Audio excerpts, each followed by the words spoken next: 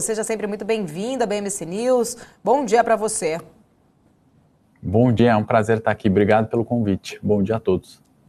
Obrigada. Henrico, não tem como a gente fugir do assunto, né? Afinal, ontem a gente viu a reação grande aí no mercado por conta de várias questões desse cenário político. A gente estava até falando agora um pouco mais com um comentarista político, mas queria trazer para a sua visão como analista, né? Para a gente entender um pouco mais sobre essa reação do mercado, o custo realmente, né? De toda dessa incerteza em relação ao teto de gastos, a esse furo fiscal, esse waiver aí, na verdade, que coloca em risco a credibilidade fiscal do Brasil. Como que vocês estão lidando, né, exatamente com todas essas incertezas e qual o recado que você deixa aí para o investidor que está bem apreensivo nesse momento? Muito bom, acho que essa tem sido a principal pauta, né, a demanda dos nossos clientes, né, nosso posicionamento tem sido mais forte, né, em períodos como esse, né, seja de grande volatilidade, bolsa em queda ou grandes euforias.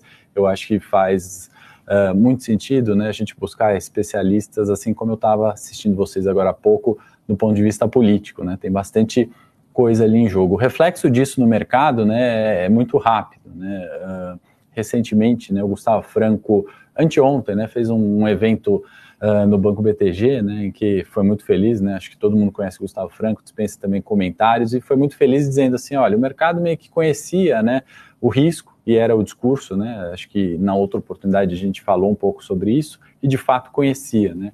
O que acontece é que depois, um dia depois desse jantar, né, onde a apresentação foi muito boa, né, de um economista, enfim, né, de uma história, né, de um especialista que sabe gerenciar muito bem, né, o que está sendo negociado, como o mercado vai refletir todo esse cenário político. O dia seguinte, né, a gente teve, que foi na data de ontem, as falas do Lula, que de fato o mercado não gostou, né, não repercutiu bem, porque foi uma cena, né, foi uma história já vivida, né, aquela frase que a história não se repete, mas ela rima, né, então é nesse sentido, o mercado já viu essa cena em disciplina fiscal, né, e as falas ontem foram duras, né, até colocadas ali como o mercado, abre aspas, né, do Lula, o mercado é sensível demais em um outro evento, né, porque a gente pensar em superávit e respeitar teto de gastos, né, se eu pudesse responder ali, né, nessa discussão, se de fato a gente precisa mesmo, né, responder essas perguntas,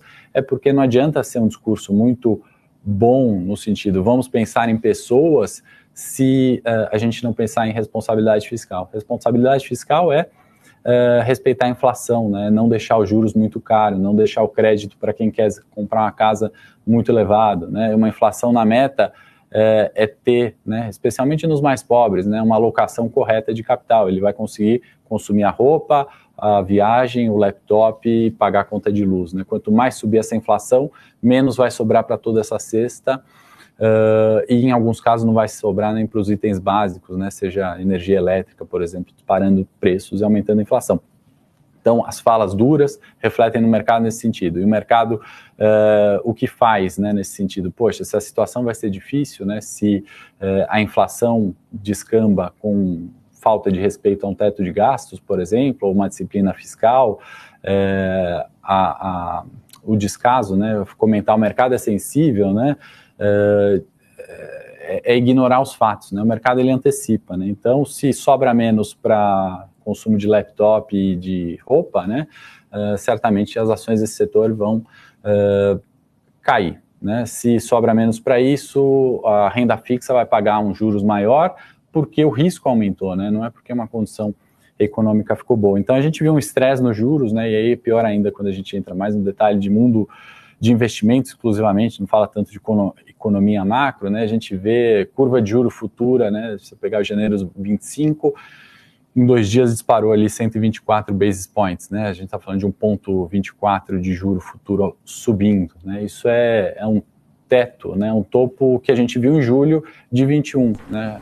De 22, perdão, com uma condição muito ruim. Então, naquele mercado, né, que precificava um fim de ciclo de juros, né, um teto de inflação, ontem balançou, né, e balançou porque trouxe incerteza, trouxe risco, e o mercado ele antecipa tudo isso. Então, não adianta pensar ou falar que pensa em pessoas sem pensar em responsabilidade de gasto. Perdemos 100 bi, mais ou menos, em valor de mercado ontem, né, e uma empresa, se vale menos, ela está projetando menor receita. Se tem menor receita, ela não precisa de tanto funcionário pode aumentar a demissão, né? Exemplo do Facebook, caiu na casa dos 70%, demitiu 11 mil funcionários. Então é isso, né? Mercado financeiro tem total relação com pensar em pessoas, né? Pensar em juros, tudo isso ficou meio bagunçado. Desculpa se eu me estendi muito aqui, mas o mercado antecipou, vem num cenário ruim à frente.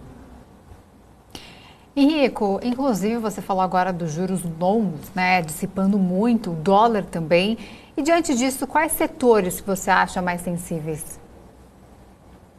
Muito bom. Bom, antes, né, do segundo turno, né, teve muito aquela discussão, né, carteira Lula, carteira Bolsonaro, né, que longe de fazer apologia política, né, também não me entenda mal, não é defender um pensamento ou outro, né, mas pensando em setores, né, a gente vê aquela tendência macro que permanece, né, ou seja, estamos pensando ainda em subida de juros e em uma inflação elevada no mundo, né, pelas condições econômicas globais também, não só locais, em virtude do cenário de eleição. De fato, os riscos são conhecidos, né, ou eram bem conhecidos, né? Então, pensando sobre essa perspectiva, né, e um dos nossos pensamentos aqui, meu, quanto alocador, gestor de carteiras, ali, alocador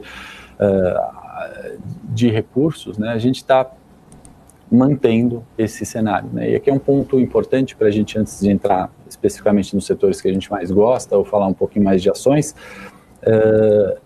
é importante, né, que o investidor, a pessoa física que está chegando em bolsa ou que já investe há um tempo, não cair, né, nos discursos de euforia e pessimismo o tempo inteiro, né, e não tomar como verdades tudo aquilo que a gente ouve, né. Em um momento a gente ouve que o mercado sobe porque a inflação e os juros chegaram no teto. Ontem a gente ouve que o mercado cai porque isso não é mais um teto conhecido. Então, olhar, né, tirar um pouco o zoom do curto prazo, daquele pessimismo que eu acho que vem para os mercados hoje muito forte, ou a euforia que veio há um mês atrás também muito forte, tirar um pouco o zoom, né, e olhar qual a tendência, né? A gente está em um mundo de juros altos, né?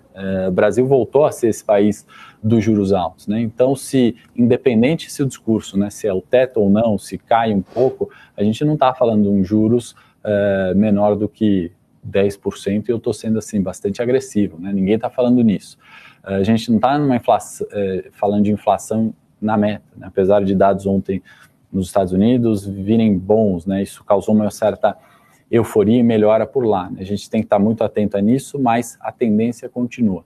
Em a tendência continuando, né, independente de uma política expansionista de crédito, favoreça consumo, a sustentabilidade disso talvez não me parece ser muito longeva, né? Então, sigo ali bastante cauteloso com os setores, né, de varejo, tecnologia e educacionais, a depender de como a gente vai seguir com uma política fiscal, né? Então, setores defensivos, né, e ações que têm múltiplos menores que os pares são aqueles que a gente tem que olhar. Então, assim, não acho que é para estar totalmente fora do varejo, né, mas escolher, né, a gente viu o resultado hoje de Via, Magazine Luiza, por exemplo, escolher, né, dentre aquelas disponíveis dentro de um setor, quais estão menos alavancadas, quais dependem menos ou sofrem menos com juros altos, né, e quais têm preço de tela, né, se a gente está falando de investimento, numa base comparável que traga relação de risco-retorno melhor para aquela ação, para aquele setor. Então, sempre, e o terceiro ponto é a diversificação, né? Sempre ter setores diversificados e ações naquele setor em diversificação. Então, acho que aquela tendência de início do ano, né, permanece. É um mundo de juros altos, inflação alta, e temos vantagem competitiva, pelo menos por enquanto, nas commodities, né? A gente tem visto recuperação do minério, alta do petróleo, mas aí a alocação depende, né, de onde a gente vai fazer. Tem ações com mais risco político, ações com menos risco político, pensando ainda em petróleo, né, e commodities do agronegócio, né, que ainda tem elevação. Mas aí, entrando um pouquinho também no detalhe do agronegócio, tem que ver os produtores que não se apertaram agora com juros subindo e tomando um financiamento mais caro. Bom, muitos pontos bem colocados aí, Henrico. Realmente, né, essas questões ainda acabam sendo muito sensíveis, principalmente em relação a juros, a, né, investimentos, né, muita gente mais cautelosa nesse momento, algumas empresas até fazendo algumas demissões, a gente vê, né, muitas empresas preocupadas em relação ao futuro econômico, né, quais serão essas consequências. Acaba saindo ao contrário, né, do que o próprio governo pretende, que é a geração de emprego. Pelo contrário, tem muita gente muito cautelosa, igual você falou, juros subindo inviabiliza investimentos até no próprio setor agro. Mas você tocou aí num ponto importante, quando você falou de Magalu, lembrei aí, né, Magalu que apresentou o resultado, está caindo agora, diminuiu um pouco as perdas, mas estava caindo mais, está caindo agora 2,26, perdão, está oscilando aqui a queda, Magazine Luiza. Mas essa semana, né, a gente está aí nessa temporada de resultados, muitos resultados, a gente viu o Bradesco decepcionou muito, né? Caiu bastante. Foi uma semana bem difícil aí para alguns ativos, para muitos investidores. Eu queria entender um pouco da sua visão, né, em relação a esses resultados. O que mais te chamou a atenção? Como que vocês estão realmente trabalhando, né, os próximos passos aí no portfólio de vocês diante dessas empresas, desses últimos resultados que nós tivemos aqui divulgados esta semana? Muito bom. Bom, a gente vive, né, de análise de resultado, né? Então, para a gente é algo que não é a foto ali, né? Acaba não impactando tanto, né? Algo que a gente vai assistindo mais como um filme, né? Trimestre a trimestre. E em alguns casos, né, como o do Bradesco, de fato não era tão esperado, né? Uma queda nesse sentido, apesar do Lázari, né, ter adiantado, né, ter tido discursos pessimistas nos últimos trimestres, né, então é importante a gente sempre analisar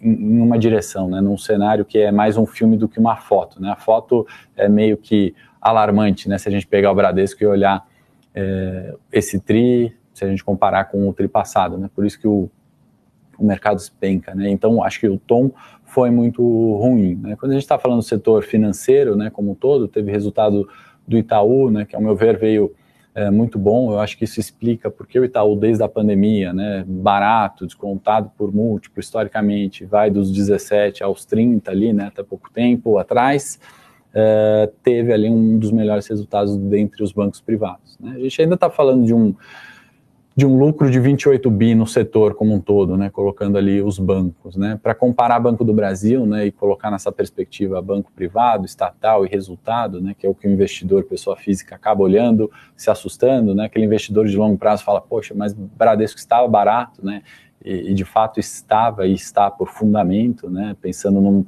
no longo prazo, né. O problema é que as pessoas, ou os investidores, né, sempre entram, né, e aqueles que entram no momento, poxa, R$16 é barato, né, e de fato né, acontece um fato que eu acho que está refletindo muito mais um cenário macro, né. Então ontem, por coincidência, encontrei uma amiga, né, analista de um grande player, né, dizendo, olha, abandonei o Bradesco, né. Então imagina assim, nos grandes players, né, num time especialista no setor, né, abandonar a tese, né, em virtude do cenário, é esse reflexo que cai 15%, 17%, né, a gente não tinha isso em Bradesco em um dia desde 98.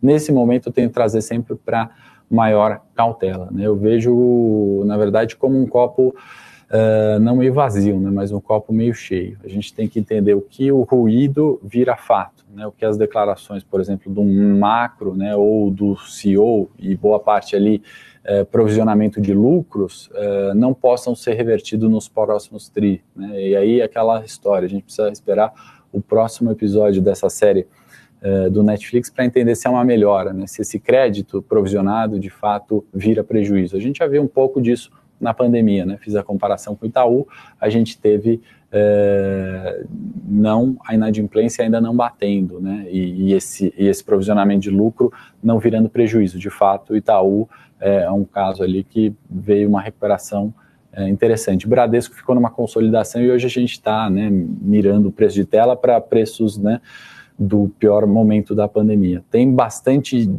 diferença, né, entre preço de tela e valor da ação, tem bastante dificuldade, né, então eu trago aqui sempre essa reflexão para o time, né, das verdades absolutas. Será que de fato é para a gente abandonar Bradesco, né, como fez minha amiga? Será que de fato é a oportunidade de entrar nesse momento para Bradesco, né? E aí cada investidor tem um perfil, cada investidor tem uma perspectiva de investimento que é importante colocar em tela.